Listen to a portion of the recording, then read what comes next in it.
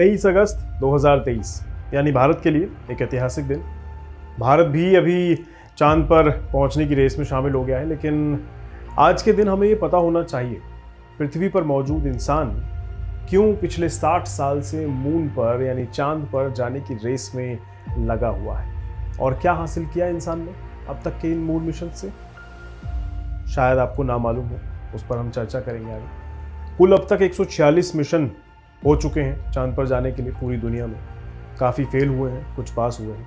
1968 से 1972 के बीच इनमें से 9 मिशन ऐसे रहे जिसमें इंसान चांद पर भेजा गया, जिनमें से 6 मिशन ऐसे रहे जब इंसान ने अपने छोटे कदमों को चांद की ज़मीन पर रखा है, जिसमें सबसे पहला नाम आप जानते हैं नील आर्मस्ट्रॉन्ग का रहा, जो चांद पर उतरे। जुलाई 1969 में लॉन्च किए गए अपोलो 11 में वो सवार थे।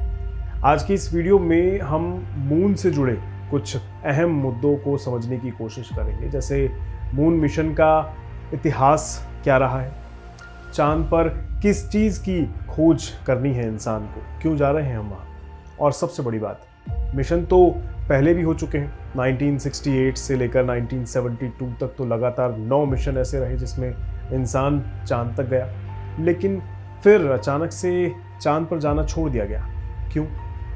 और आखिर में चंद्रयान 3 ऐसा क्या खोज कर ले आएगा जो पिछले 60 साल में 146 मिशन में मिस रही। 1961 का साल था, तब अमेरिका के राष्ट्रपति जॉन एफ कैनेडी हुआ करते थे।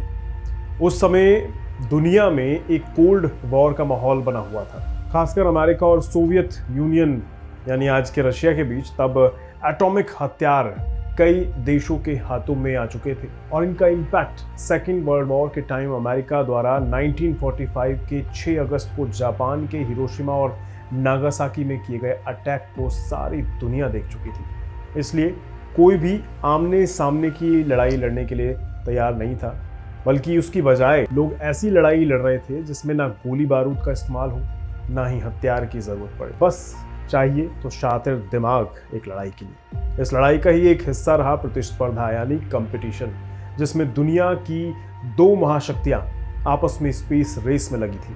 इस कंपटीशन की शुरुआत 1955 में हुई, जब तब के सोवियत यूनियन ने सोवियत स्पेस प्रोग्राम को लॉन्च कर दिया, और इसके 3 साल बाद अमेरिका ने 1958 में national aeronautics and space agency यानी जिसे आज आप नासा के नाम से जानते हैं, इसकी शुरुआत कर दी। 14 सितंबर 1959 को सोवियत रूस का लूना 2 इंसान का बनाया वो पहला रॉकेट बना जो मून पर सक्सेसफुली लैंड हुआ। लूना 2 ने चंद्रमा पर उतरने के बाद उसके सरफेस, उसके रेडिएशन और उसकी मैग्नेटिक फील्ड के बारे में पृथ्वी से अलग चांद की बेहद इंपॉर्टेंट डिटेल्स दुनिया को दी, जो अब तक के इतिहास में पहले कभी नहीं हुआ था। अब आप समझ सकते हैं कि रशिया की ऐतिहासिक जीत अमेरिका को खंजर की तरह चुभ रही होगी। इसीलिए अमेरिका भी एक इतिहास रचना चाहता था। इसलिए मई 1961 में राष्ट्रपति जॉन एफ कैनेडी ने अमेरिका को सार्वजनिक तौर पर यह कह दिया कि 1970 तक यूएस के एस्ट्रोनॉट्स मून पर उतरेंगे, और 1969 ये साल गवाह बना अमेरिका के इतिहास रचने का। I believe that this nation should commit itself to achieving the goal before this decade is out of landing a man on the moon and returning him safely to the earth. 20 जुलाई 1969 को Apollo 11 चांद पर उतरा और Neil Armstrong चांद पर उतरने और चांद की सतह पर चलने वाले पहले इंसान बने। इसके बाद 5 मून मिशन और किए गए अमेरिका द्वारा, लेकिन कमाल की बात यह है कि 1972 के बाद कोई चांद पर नहीं गया। Why didn't anyone go to the moon after 1972? 7 दिसंबर 1972 में चांद पर पहुंचने वाले यूजीन सेरेनिन आखिरी अंतरिक्ष यात्री थे। उनके बाद अब तक यानी 2023 चल रहा है, लेकिन आज तक कोई भी इंसान दोबारा चांद पर नहीं गया। इसलिए सवाल तो बनता है कि अमेरिका या किसी और देश ने करीब आधी सदी तक चांद पर किसी भी अंतरिक्ष यात्री को क्यों नहीं भेजा।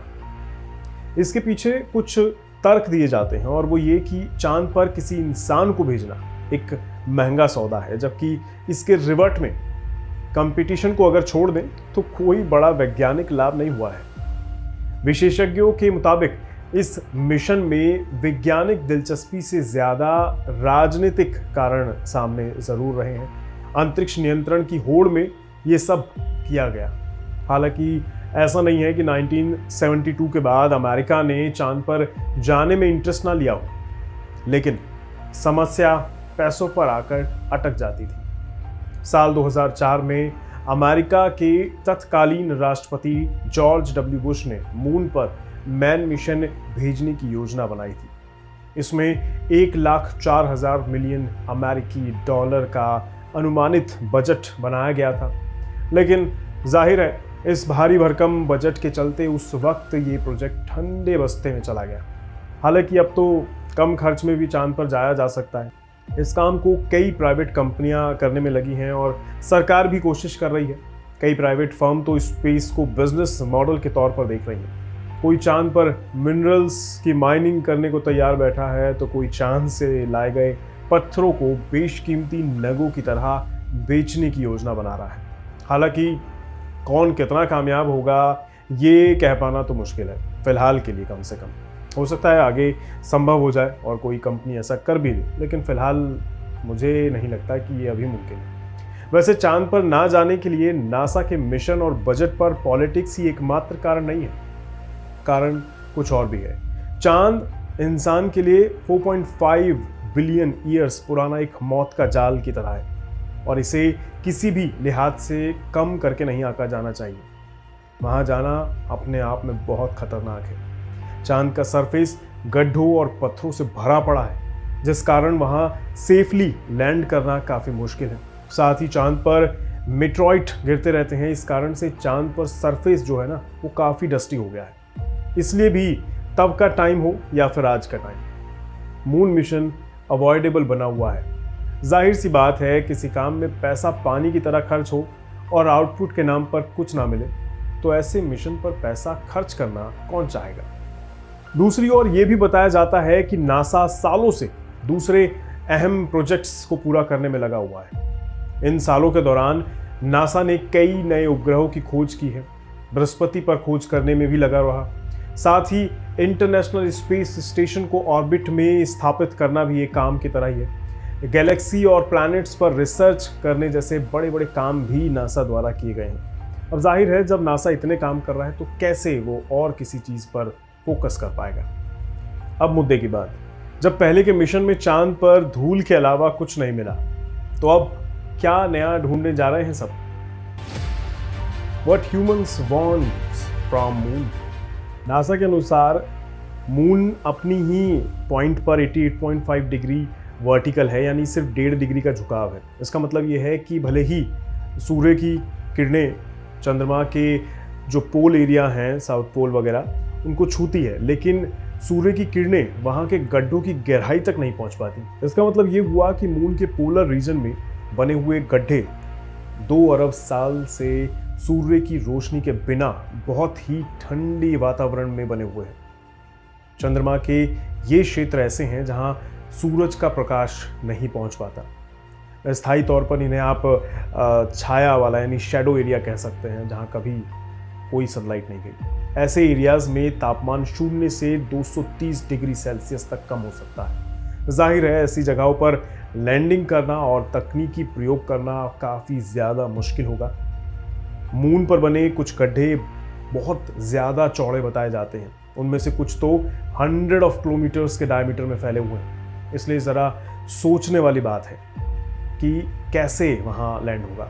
लेकिन अब बड़ा सवाल ये है कि जब इतना खतरा है वहाँ, चांद पर जाना इतना मुश्किल है, तो फिर क्यों अरबों डॉलर खर्च करके चांद पर जाया जा रहा है। क्या मिलेगा चांद पर जो बीते कई दशकों से नहीं मिल पाया। What we are searching on moon? चांद पर कई तरह की मुश्किलें हैं, बावजूद इसके इसरो चंद्रयान 3 के लैंडर को साउथ पोल में सॉफ्ट लैंडिंग कराने की कोशिश करने वाला है। इसरो यहाँ लैंडर और रोवर्स उतार कर वहाँ की मिट्टी की जांच करेगा। जैसे कि मैंने आपको पहले बताया कि चांद में कई ऐसे गड्ढे हैं जहाँ सूरज की किरणें कभी पहुँची ही नहीं है, जिस कारण से वहाँ माइनस में टेम्परेचर है। और ऐसा माना जाता है कि साउथ पोल के पास की मिट्टी में जमे हुए बर्फ के मॉलिक्यूल्स की पड़ताल से कई रहस्यों का पता चल सकता है, जैसे सोलर सिस्टम कैसे बना, चंद्रमा और पृथ्वी के जन्म का रहस्य भी खुल सकता है। साथ ही चंद्रमा का निर्माण कैसे हुआ, कैसे बना मून हमारा, और इसके निर्माण के दौरान क्या स्थितियां थी, ये सब चंद्रयान 3 के मिशन से जाना जा सकता है। इस जानकारी से चंद्रमा के जन्म का कारण, उसकी जियोग्राफी और उसकी विशेषताओं का भी पता लगाया जा सकता है। इसके अलावा एक और ज़रूरी चीज़ की खोज की जानी है इस मिशन के दौरान, और वो है पानी। नासा की ओर से दी गई जानकारी के मुताबिक नासा का अपोलो 11 मिशन में चंद्रमा से कुछ चट्टानों को पृथ्वी पर लाया गया था। चंद्रमा की चट्टानों की जांच के बाद नासा ने ये निष्कर्ष निकाला कि इनमें पानी का कोई नामो निशान नहीं है, यानी मून का सरफेस पूरी तरह से सूखा हुआ है, सिर्फ डस्टी है। उसके बाद कुछ दशकों तक चांद पर पानी के निशान खोजने का कोई प्रयास नहीं किया गया।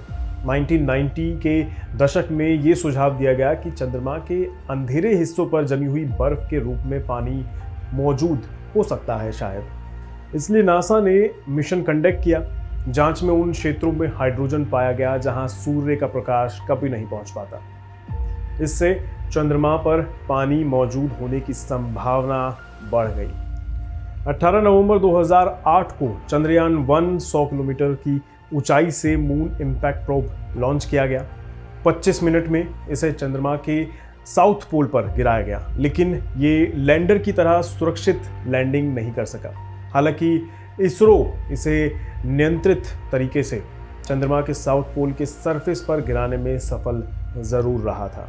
मून इम्पैक्ट प्रोब पर सवार चंद्रास एल्टीट्यूड कंपोजिशन एक्सप्लोरर ने चांद के सरफेस से 650 मास स्पेक्ट्रा रीडिंग जुटाए और इस जानकारी का फिर सर्च किया गया इस पर, और इसके बाद इसरो ने 25 सितंबर 2009 को ये घोषणा की कि चंद्रमा पर पानी है। अब बस देखना है कि चंद्रमा के साउथ पोल पर उतरने वाला भारत पहला देश बन पाता है या नहीं, क्योंकि अब रूस का लूना 25 तो चांद पर क्रैश हो चुका है, यानी वो रेस से बाहर हो चुका है। अब अगर चंद्रयान 3 साउथ पोल की ज़मीन पर उतर जाता है, वहाँ मिट्टी में पानी के निशान को ढूंढ लेता है, तो इससे चांद पर ऑक्सीजन बनाने का ऑप्शन मिल जाएगा।